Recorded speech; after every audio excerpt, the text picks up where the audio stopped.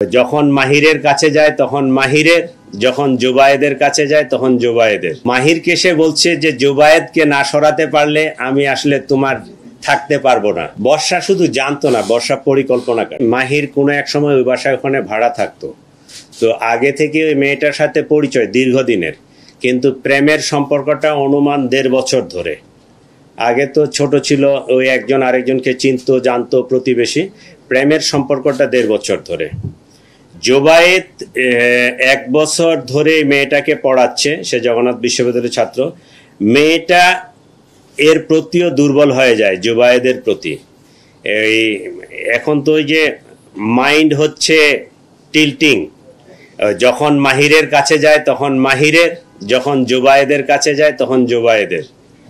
ঠিক আছে, তো মাহিরকে সে বলছে যে জুবায়েদকে না সরাতে পারলে আমি আসলে তোমার থাকতে পারবো না। এই কথা থেকেই তারা জুবায়েদকে সরাই দেওয়ার পরিকল্পনা করে। আর পোস্টটা মারছে মাহির, তাই না? পোস্ট যেটা মারছে এটা মাহির, আর একটাই পোস্ট মারছে। এবং এই চাকুটা আইলান এবং মাহির দুইজনে মিলেই কিনছে, দুইজনেই ওখানে ছিল। সম্ভবত 2টা চাকু ছিল, দুইজনের কাছে 2টা চাকু ছিল। পরিকল্পনা ছিল যে আইলান, মাহিরের যে বন্ধু, সে পিছন থেকে পোস্ট মারবে, কিন্তু সে পোস্ট মারে নাই। ওই মাহিরেই নিজেই তার চাকুটা বাহির করে ওই সে গলা বাম সাইডে না ডান সাইডে, ডান সাইডে এই জায়গাটাই পোস্ট। সে মনে হয় ওই ডিসিশন নিতে পারতেছিল না। ও সে যখন মাহিরের কাছে যায়, মাহিরের সাথে তার দীর্ঘদিনের পরিচয়, দীর্ঘদিনের প্রেম। ঠিক আছে, সে মাহিরের কাছে যখন গেছে, মাহিরকে সে বলছে যে জুবায়েরকে না সরালে আমি আসলে তার কাছ থেকে সরে আসতে পারবো না। আমরা ধরে নিব যে হত্যার উদ্দেশ্যেই দিছে। ও যদি আঘাত করার জন্য হয়তো তাহলে পায়ে, হাতে, অন্য কোনো জায়গায় দিতে পারতো, একটা ভয় দেখাইতে পারতো। যেহেতু গলায় পোস্টটা দিছে, এখানে কাটছে, সেটা আমরা ধরে নিব যে সে হত্যার উদ্দেশ্যে দিছে। রাজনৈতিক কোনো বিষয় এখানে নাই, এইটা ত্রিভুজ প্রেমের কাহিনী।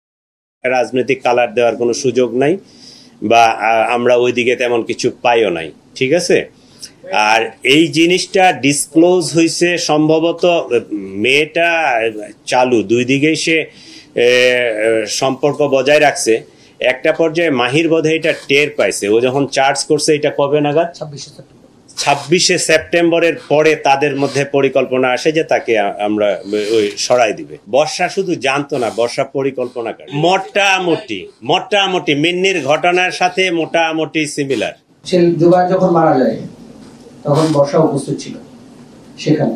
মানে শেষ কথা আমরা যেটা পাইছি তদন্তে, বর্ষাকে জুবায়েদ বলছে যে আমাকে বাঁচাও। এখন পর্যন্ত তদন্তে যতটুকু পাইছে, বর্ষা বলছে তুমি না আসলে আমি মাহিরের হব না, এই টাইপের একটা ইয়া ছিল। আর আমাদের তদন্তে যেটা উঠে আসছে, 2 তলা থেকে সে বাঁচার জন্যই মূলত, বাসার 5 তলায়, 3 তলায়, বর্ষার 3 তলায় সিঁড়ি গোড়ায় ছিল, এবং সে পুরো নিচের ইয়েটা দেখছে যে হত্যাকাণ্ড যে হয়েছে। বর্ষা নিজে কনফার্ম হওয়ার পরে জুবায়েদ 2 তলায় বেল ছিল, কলিং বেল বাজানে দরজায় ধাক্কা দিছে। দরজাতে ধাক্কা যখন দিচ্ছে, তার রক্ত দরজা দিয়ে গড়ায় এখানে নিচে পড়ছে। আর একটা ইন্টারেস্টিং ইয়ে হলো, 2 তলায় যিনি ছিলেন ওনার ওজন অনেক বেশি। আপনারা ইয়া করলে দেখবেন যে উনি অলমোস্ট 150 কেজি ওজনের এক ভদ্রলোক। উনি উঠে যখন দরজা খুলছেন, মানে অনেকক্ষণ সময় লাগছে, আমাদের তদন্তে এটা আসছে, উনি উঠে যখন দরজা খুলছেন ততক্ষণে মাহির 3 তলায় পৌঁছে গেছে। 2 তলায় ধাক্কা